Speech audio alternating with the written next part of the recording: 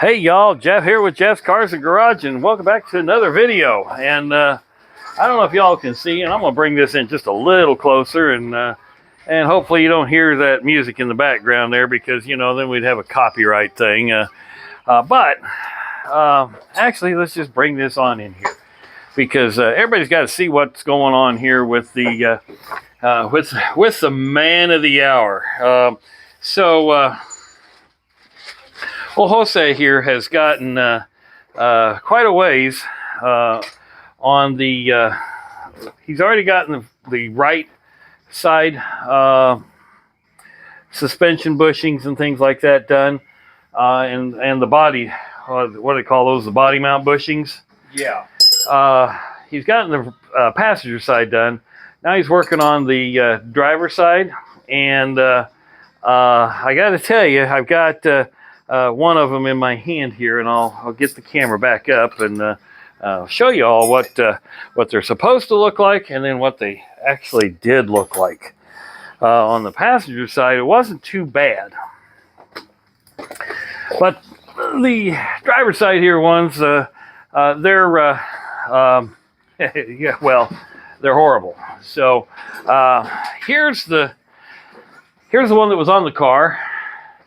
Here's what it's supposed to look like, and as you can see, there's a little bit of difference. It's kind of worn. Well, on the driver's side, it's even worn half as much more. So, yeah, pretty worse for wear. So he's going to do them, and then what are these bushings? These are the front. Tie rod bushing. Yep. So here's the front tie rod bushing, and as you can see, it's a little harder to squeeze there. The one that came off, it's gone. It's really gone. So no more clanking. Now let's go around outside and show you what I was attempting to work on. Thought I could do it, and maybe I could, but then again, maybe I can't. And I want to aim the camera right there. I want to throw these bushings away before I forget. So I put out a short video that we're going to change the PCV words, Jeff. PCV valve. Well, here's what the PCV valve looks like for this GL350. Problem is, I don't know where the darn thing's at. It's in here somewhere, but I can't tell you where it's at. And so I think I'll wait till my next oil change and have Jared do it for me, because I think it's actually back here in the back someplace. And this is a lot more complicated than what I'm used to. I mean, a PCV valve, it used to be, and some of you are in my age group, it's on the air cleaner. You pull out the air cleaner, you pop it out, there's a little clip ring, and you pop out the little PCV valve, and you're done. Well, this is a complicated piece of a part. And so, and it even has a little electrical hookup, which, what? The computer's got to tell it to ventilate the crankcase? I don't know, but yeah, folks, I can't find it. I don't know where it's at. I think it's right here, but Jose, he could probably find it and do it. But you know what? I like to have him. He's working on that SL to make it safe to drive, and so I'll be getting an oil change done on this. Probably in another couple months, because we keep putting miles on it, and yeah, it's So I'm probably hit about, I'm probably about 3,500 miles already on this last oil change. So, and I'm trying to do them about every 5,000, because of the timing chain tensioner that I had going on. Better be safe than sorry. Even the last oil change, Jared checked, and he did not find. He magnetized the oil again. He said no metal shavings, and again, it's been remarkably very, very reliable. Now I am going to do something here today. This hood cover, or this engine, this little piece of plastic that kind of covers up all the business. I am going to clean this thing up. It is a hot mess, just to make it look a little nicer. But this PCV valve, yeah, folks, out of my league. Thought I could do it. Thought I would, I thought maybe it was just right here on top, easy to get to. No, it winds around someplace and who knows where, and it mounts someplace onto the engine. It's got a rubber seal. Yeah, so there you have it. I guess no worky on the GL350 for me. So while he's continuing to work on that, I still have a video coming up. I'm waiting for a tool to arrive. Should arrive tomorrow. And then I'm going to test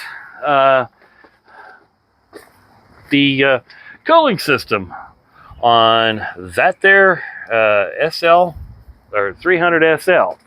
I lose coolant while the car is driving, and well, we're gonna pressure test it. I ordered a pressure testing kit, and kind of a universal one, so that it can be used on pretty much any car. So whatever I tackle, I'll have it. And so that'll probably be another video upcoming, because I'm actually, that I can do, and I'm going to test for a leak. And while we're on the activities going on here at Jeff's Cars and Garage, as you know, if you follow the videos, I've got an issue with the 300 SE. Well, hell, there's the 300 SD sitting there. Been driving that car.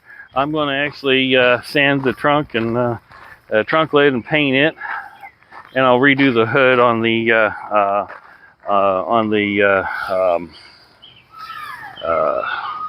it as well.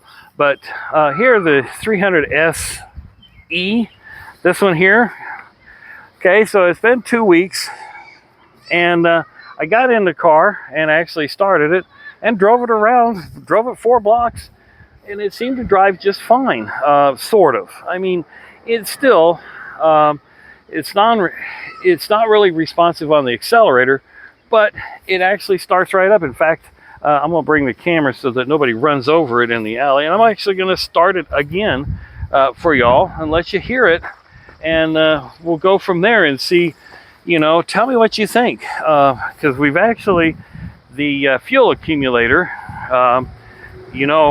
if you followed the last video, the one I got from Europarts failed, and it made it leak. And so what we did was we cleaned, used the chem tool and soaked the existing fuel accumulator and put it back on, and I've gotten a little bit better performance out of it. So would this car does it really need a fuel accumulator? Maybe it does, because there could be a pinhole in the diaphragm, but as you can see, it stumbles now a little bit here. It starts, but then when I got in it a little while ago, now I can get over 3,000 RPM, but it won't hold there.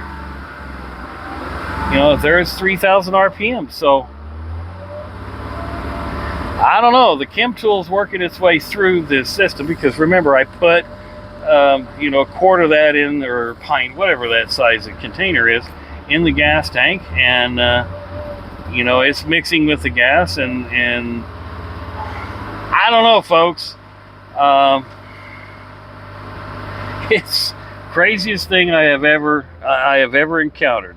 I don't know what to do with this car. Well, I do know what I'm going to do with the car. It is on Marketplace for sale. I'm asking $3,200. I do have somebody that is actually coming to take a look at it sometime this week. And I kind of wanted to start it just to see what it would do, and it starts. And so I'm going to go with it. You know, it could be something simple. It could be just put on the right fuel accumulator, and I mean, because the plugs are new, you know, injectors. I actually put new injectors on this. In fact, I'll cover all those things with the, you know, the potential buyer. So, you know, hit me up if you're interested in the car. You will have to trailer it. I don't think it's going to drive on the highway. I've been tempted to take the car down to the gas station and put some more gas in it, but at this point, it's still showing, you know, a little over a quarter of a tank, so I wasn't going to add any more gas to it because why spend the money? But, you know, we'll see what happens. I mean, it does have brand new tires on the rear. Well, they're brand new 2.5 years ago, but never put any miles on them. It's going to need front tires. You know, they've got decent tread on them, but they're old. So there you have it, folks. Put your comments down below. You know, if you have any questions, or if you're interested in this 1989 300 SE, you know, interior wise, it's in great shape. The leather's in great shape, no tears, no rips. Has the side curtains. Power antenna doesn't work. AC does work. It just does. It's weak, but it works. You know, I'm not going to give the car away. I don't need to give the car away.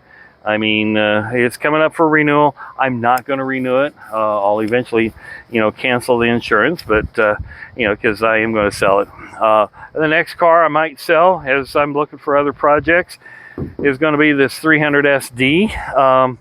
I am going to, I'm going to have a video coming up. I am going to pull the cluster. I need to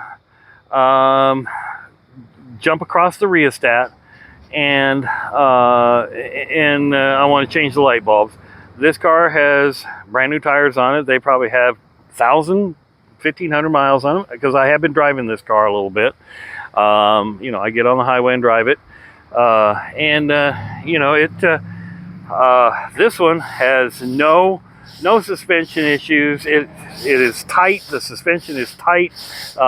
It actually drives well. I'm going to see if I can you know, clear coat, well, paint and clear coat the the trunk lid, you know, sand it down and paint that. I may actually try and blend it in over here, because it's really just clear coat that's the issue. Color is okay, but I may throw another color on it. But I don't want to sell it because it's a very dependable and very good car. This thing, this is one of my first projects, and so while it's I'm really more into the SLs, other than my 560 sitting in there.